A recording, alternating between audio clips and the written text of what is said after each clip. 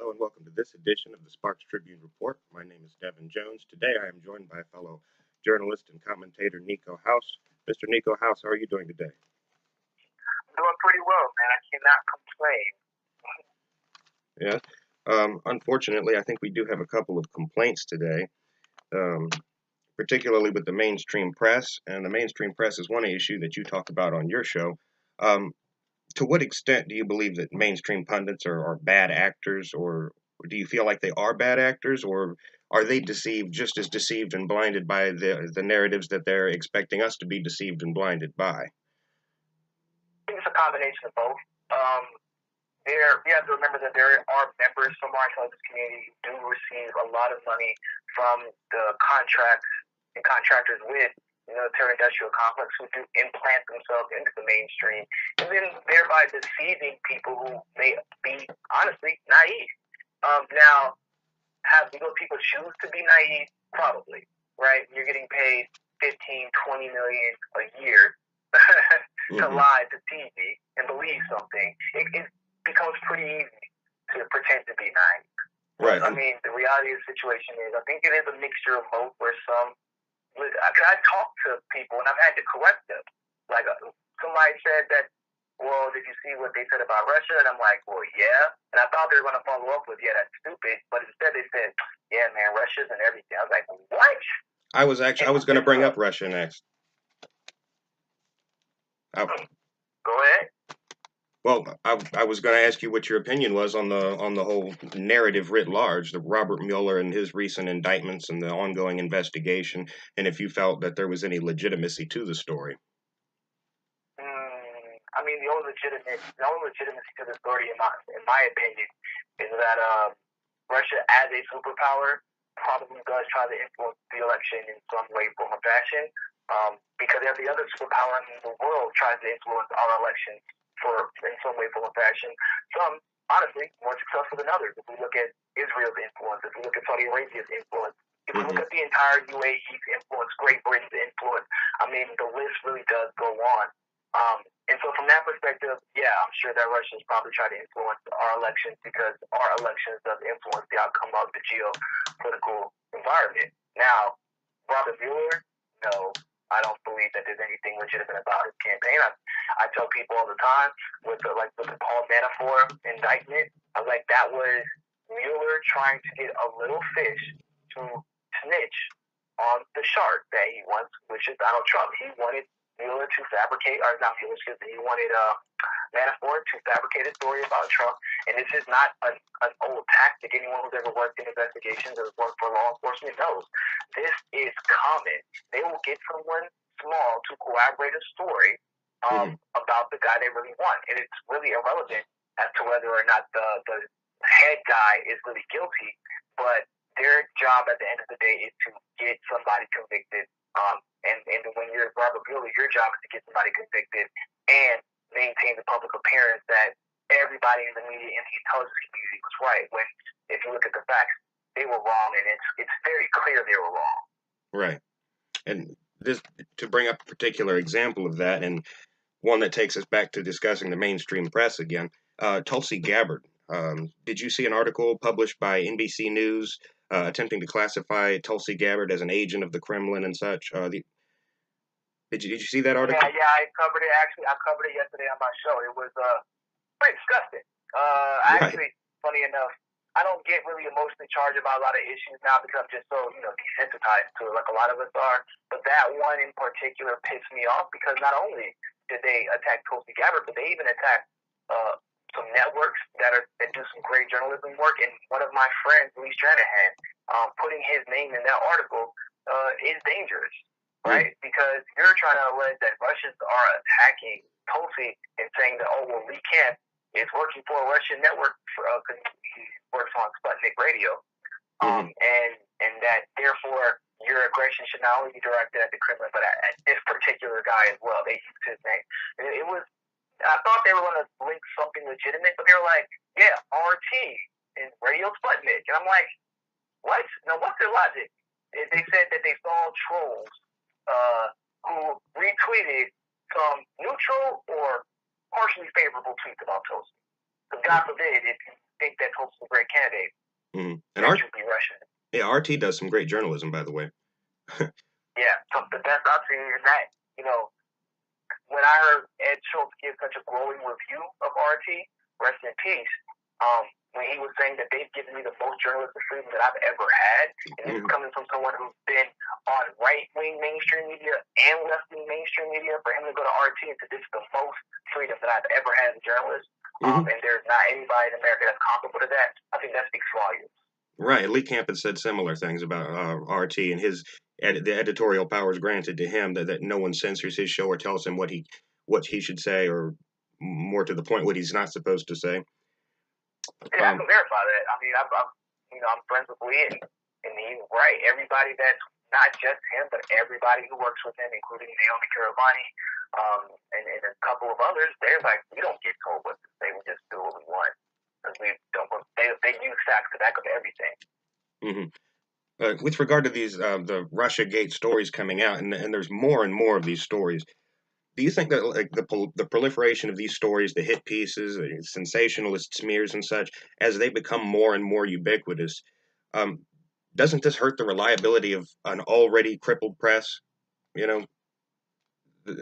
People already. It should have been hurt. I mean, in 2012, whenever Obama legalized propaganda to be used on the American people outside of wartime, we saw a stark transition. People don't realize that came at the same time, of course, as John Podesta becoming his chief of staff, which a lot of people don't know. That was when we ramped up the Libya stuff. Remember, people now simultaneously happening adjacent to that propaganda being legalized was at the African Union, as Gaddafi was chairman, the elected chairman of the African Union that people don't even know exists. He actually humbly suggested that he would step down in order to keep the West out of Libya, not of Africa. The moment that he announced that, very soon after that propaganda became legalized, that's when we started going hard at Gaddafi. I don't know if people remember, but that's when it ramped up, and then subsequently, obviously, we took his life. And now there's slave trade in Libya. So that just lets you know we don't really do anything for the people of any particular country. We do it for the resources. You pillage the resources, you put a right-wing dictator or a pirate in charge, and we leave it to them. As long as they do what we tell them to, we leave them alone. And the United States, for context, has supported dictators the world over. Speaking of specifically right-wing. True that. And it plays right back into what we were saying earlier about how we pine away at Russia's supposed involvement in U.S. elections without a mirror in front of our own faces, it seems, as to the countless regime change wars that we've been involved with, dictators that we've installed and such. I would have to say that we even have to ask ourselves, say for instance, Putin did try to, hack our elections, that they said, which the amount of credit they give Putin as a computer science genius is just absolutely amazing. I did not know Putin was that talented. Okay? But even if he did, could you really blame him? I mean, honestly, think about that. Could you really blame a man for being scared for his country as the United States tries to block Russia out of pretty much every type of trade negotiation? That's what the whole Ukraine thing was about. People don't know. That was because the United States and the EU and China were going to block out Russia. Or they were trying to block out Russia, I should say. And Russia was like, we're not going to take it. We have troops in Eastern Europe right now. Obama spent a few billion to keep them there. We have started coups in Turkey because we want to launch from there. Wouldn't you be scared to death for the outcome of your country? Not one Russian that I've ever met. Precisely. Not one Russian that I've ever met has said, I hate Putin. They're like, he's not really any worse than any other leader. I mean, a lot of people like him because at least he's willing to stand up to America. But other than that, they're like, yeah, he's had issues like with the LGBTQ community there. They say he's had issues, but once again, this evolution in the LGBTQ community as far as the government is concerned is what? 5 or 6 years old. It's that. Right. Our government has been firmly anti-LGBTQ for for the longest, and it took a Supreme Court decision to change that. It wasn't a natural evolution. It was almost a forced one. Right. So all the allegations you can lodge about Putin, I could say the same thing about our American government and its leaders, but 15 times over. Certainly. So journalism and political punditry within the progressive movement, it's a lot more segmented than the mainstream press into a plethora of smaller outlets like YouTubers such as yourself and such. Do you feel that collectively that we have amassed the messaging power of, say, CNN, or do you think most people are still trusting the mainstream press, as do they curate? I'd say that most people unfortunately don't care. Honestly. Now, I do believe personally that there is a greater amount of people getting their news from online sources than there are watching CNN and MSNBC and Fox News. Now, of course, that it's locality, your regionality, like if you have access, things like that play a factor. But everybody that I talk to basically doesn't believe anything that the mainstream says because their lives have become so blatant. And I believe we have managed to consolidate in a way to kind of funnel people in. Because once you meet, me or Jimmy, you'll find a Jamal, or you'll find even a George Sheridan, or a Secular Talk, and even though we don't converge on every single issue every single time, 98% of it is going to be much better and original and well thought out than what the mainstream is telling you, which is whatever narrative they're creating was created specifically to convince you of something. And they also are echoing the narrative. And when one person starts echoing the same, or one organization or two or three starts echoing the same narrative over and over and over again, and in rare cases, like with Venezuela, they echo the exact same narrative from both sides of the establishment, then that's when the independent media comes in and sheds the light on the truth. Yeah.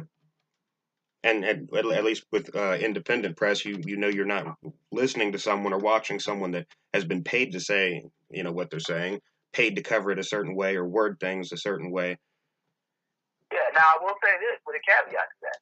There has been a situation that I'm not afraid to call out because it's dangerous. CYT, they received a lot of money from one of Clinton's and Obama's top donors, amongst a few other donors, and their coverage didn't reflect that, to be perfectly honest. Right. I don't even know if they realized that it did.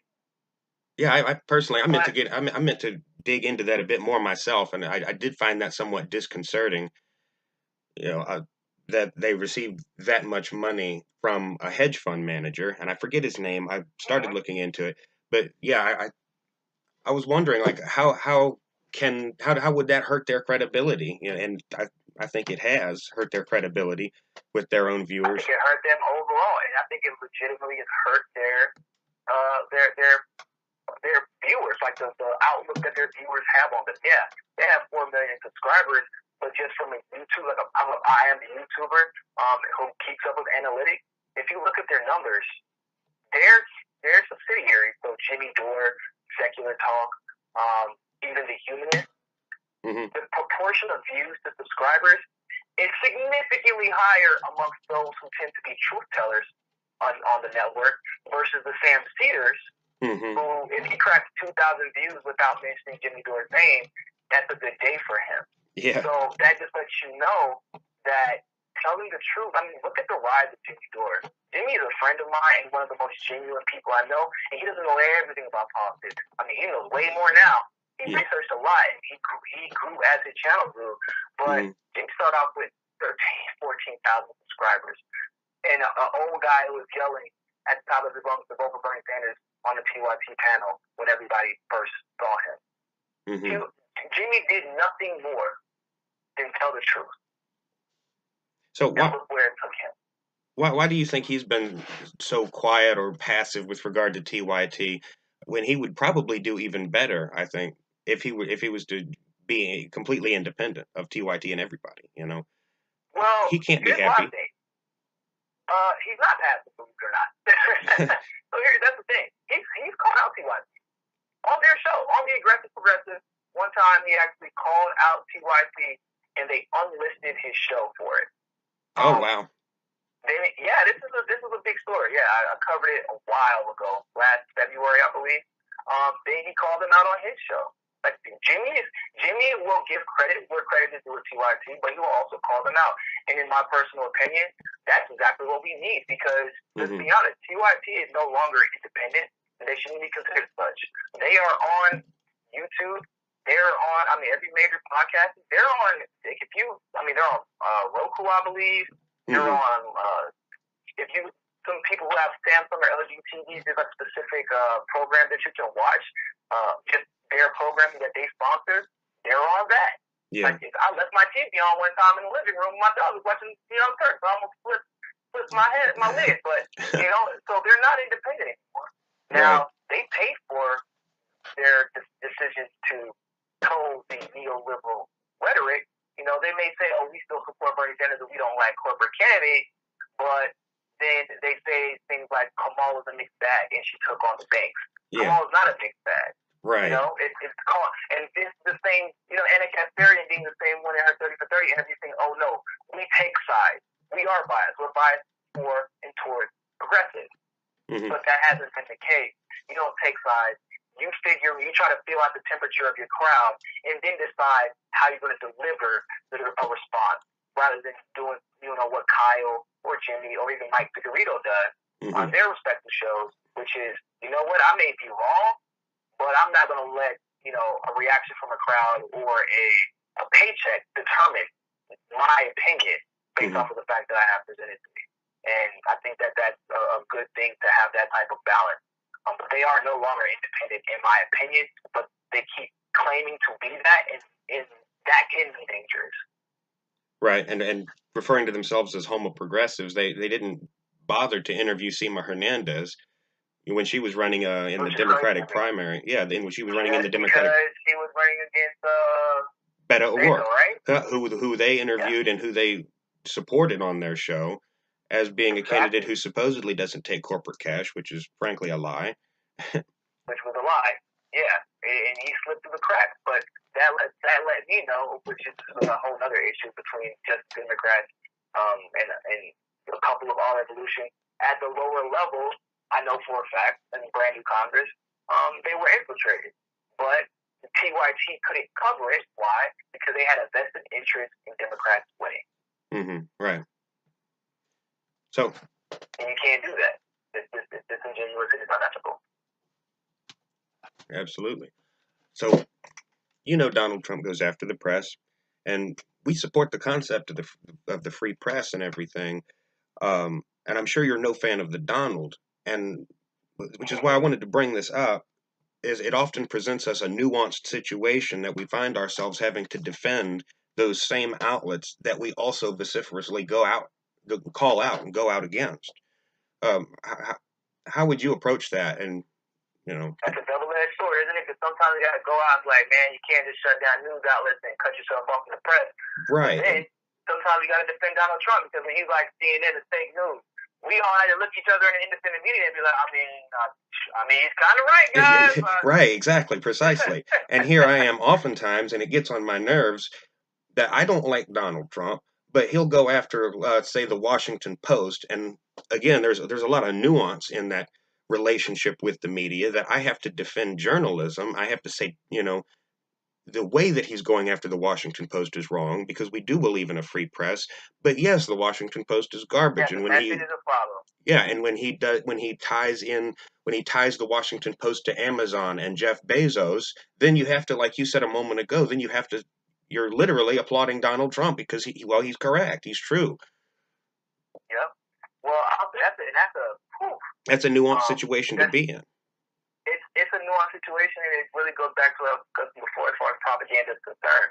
Because anybody who's been following the 2016 election or followed this entire situation since 2015, you will know that the whole fake news term, that was the term that we used to call out CNN, MSNBC, et cetera, et cetera, et cetera. Mm-hmm. Then what happened was that we started seeing the mainstream, who were clearly scouring the internet, taking our terminology and then applying it to anything negative about Hillary Clinton. Yeah. And then, unfortunately, he was, like I said, when he said it, he was correct. Very shortly after the election, Donald Trump said, no, you all are fake news. And then they got assigned as, clearly this is just, what, Donald Trump is trying to make a mockery of this phrase that we created to describe him and his right-wing sycophant. And it's not the case. The truth of the matter is that phrase, that terminology came from independents and progressives calling out people. But that's Machiavellian, right? You take their tactics and use it against them. Mm-hmm. And it's unfortunate, but that goes back to the propaganda. They started saying everything that's being said about Hillary is right-wing conspiracy theory. It's like, but it's right here. I mean, his words are her words. We didn't even make this stuff up, Yeah. And that's when you got to, like you said, but that's the importance of independent media, right? Mm-hmm. To have that nuanced conversation, to be able to call out Donald Trump when you have to, when it comes to Venezuela, and to be able to say, well, he was right about pulling out the troops in Syria, but then you got to go back and say, but he's still bombing the hell out of them in some areas. Mm-hmm. And, be willing to speak about things that people don't know about. Like, for example, whenever Venezuela, if people think that this is new, I've been talking about Venezuela for about 2 years now. I said the moment that Donald Trump put Venezuela on the Muslim ban list, I want to say it was in October or November of 2017-ish, that it was problematic because he did the same thing to Chad. Right after the Chadian president said that he wanted America out of Africa, and he became the chairman of the African Union, and they were working with Germany to make sure that it happened. Right. And so we took Sudan off of the Muslim ban list, put Chad on it. Now, before, Chad was not on it because we launched out of there to go into Sudan because there was a right-wing dictator that we were in charge of. I recall marveling at Chad being on that list, wondering whatever did they do to be put on such a list. So I appreciate that. Thank you for throwing that information out there. Yeah, but mind you, this is going on adjacent to Venezuela, saying we're nationalizing our oil and we're getting off the petrodollar. Mm-hmm. And then all of a sudden, they don't block everybody, just the diplomats. In other words, you didn't want to negotiate. Yeah. Simultaneously, we were sending troops to Trinidad and Tobago, which is one of the main locations that troops deployed from during our siege of many of the islands, including Grenada, which most people are familiar with, the bombing of Grenada, where Maurice Bishop was the prime minister, the president, and of course, the transmitted Maduro, same thing with Fidel Castro, Nelson Mandela, and everyone else who was part of apartheid or rose up against it. He was anti-segregation. He was pro-universal health care, pro-education, pro-literacy, pro-liberation. That's the same thing as Chavez, Maduro, Fidel Castro, but that's the job of the main. And I'm fortunate, and I'm happy to actually be able to have these conversations and bring them to the mainstream and bring them to public knowledge that the mainstream never, ever discussed it. I love the fact that YouTubers get to take this information that was really trapped in articles, unfortunately, and trapped in archives and lost in history in a lot of ways, and bring it back to the forefront and relate it to exactly what we're seeing right now. That's probably my favorite part about being an independent journalist. It's saying, look, this is a pattern, and it's easy to see. That's why, just as a note, Tulsi Gabbard, when she called out the intelligence community yesterday, look, I almost fell out of my chair. People don't realize that ties into the prison industrial complex, that ties into the military industrial complex, that ties into racism, that ties into sexism, that ties into the conservatism, that ties into everything, oil, contracts, money and pop. Everything goes back to the intelligence community, which is why nobody brings them up. Well said. Except for Tulsi. Yeah. And the only other person who did it was who? JFK, and we saw where that ended up. But that lets you know how important that was. But that, once again, that's how independent journalists can take things that we know in text, bring them to light, and show people how it relates to what we're seeing today and how historic it is. Well, thank you. So where can people find yourself at? You can go find me on my YouTube channel at the MCSC Network. You can also find me on Twitter at Niko, Niko, CS as in Sam, F as in Frank, and B as in boy. All right, so I'll put that in the description box below, a link to your Twitter and your YouTube channel. Thank you very much for your time. No problem at all, man. No problem at all. Thank you for having me on. Likewise.